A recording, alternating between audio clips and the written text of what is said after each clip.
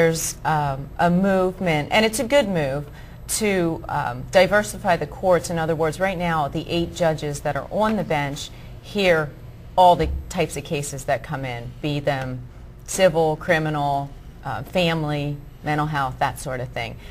They've recently established a drug court, and President Judge Lewis is looking to separating civil and criminal and putting various judges in each of those branches to kind of specialize it. I know that mental health is a big issue right now.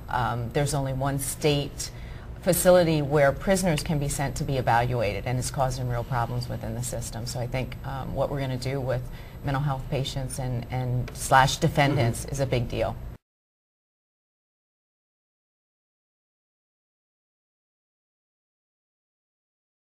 Compassion, empathy, an understanding of what every party before you, and even some that aren't, are going through. For instance, I was talking to Magisterial District Judge Jennings about the community where he lives, where the drug offenders keep coming back to the streets.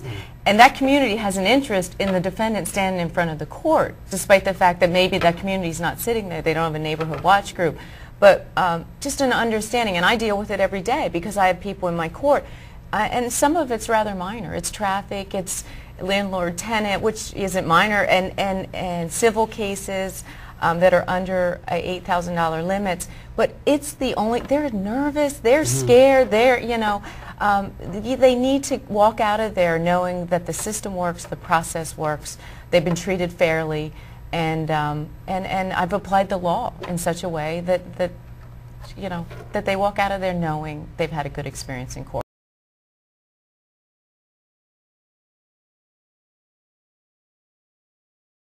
I don't know if you read about the Dauphin County judges. They were, you know, taking money, putting kids in juvenile facility that they had a financial interest in. It drags down the entire system. It drags down everyone's confidence and belief in the system.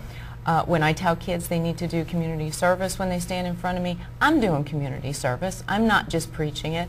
I'm giving back to my community. I think that you need to maintain such a high level of moral integrity so that people have faith in our courts.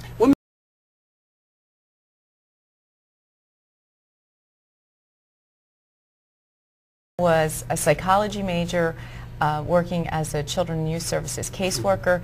Every month I dealt with kids who had been adjudicated dependent in the system and placed in foster care. So I prepared court reports, I testified in court, I appeared before a wonderful judge in Dauphin County, and at the end of the day I decided not to go get my master's in social work. I decided I wanted to go to law school.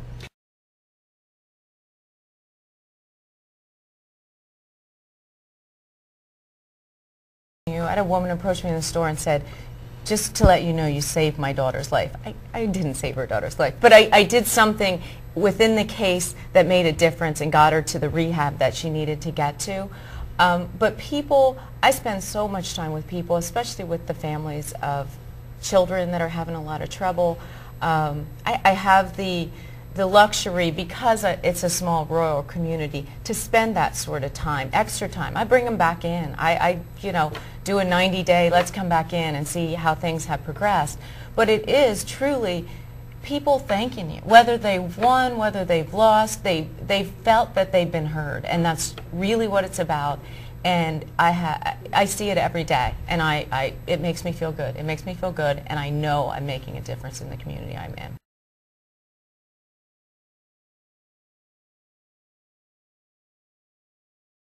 From law school and started practicing at the public defender's office in Dauphin County. And it was just a wonderful size city to be practicing in. Within months, you know everybody in the criminal bar. And you've handled every facet of a case. In other words, if you're in Philly or Pittsburgh or a bigger city, you maybe see a preliminary hearing, but you don't see a trial for 2 or 3 years. Right. You were able to represent a defendant throughout the entire process, and it's just unheard of in bigger cities. So the nature of the actual bar and the attorneys that you're able to get to know and pick up the phone and call, that sort of thing. Since then, moving back to my hometown of Elizabethville, I have a 1-year-old, 3-year-old, and a 5-year-old, and there can't be enough said about raising your children in the country. I grew up there, and it's what you know, and it's a wonderful community.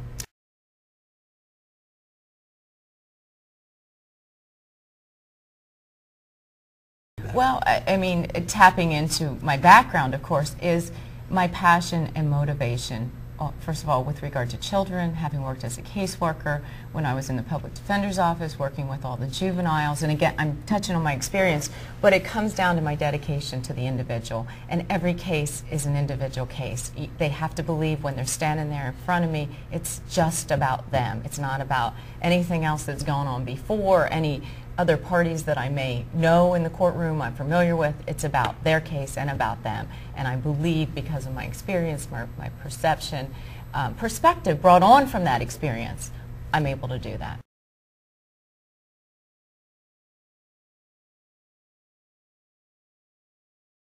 Immensely important. It's the trial court, which means what happens in there. To get a decision overturned, you have to show an abuse of discretion. You have to show the jury was so far out they didn't know what was going on. It's affecting lives in so many ways. Out of my court now, there's an automatic right to appeal to the Court of Common Pleas, which is where we're running for. I still I had less than a 1% appeal rate in my first term. We looked into that for my follow-up re-election. I go to great lengths to make the correct decision. Like Bernie said, you can't do it every time. But in trial court, it's that much more important because those decisions are going to probably be upheld. Even if it might not have been the best decision, they're going to be upheld. There's a Superior Court appeal, but again, they're not looking at it like the trial court judge evenly. They're looking at it, we're assuming you made the right decision. So.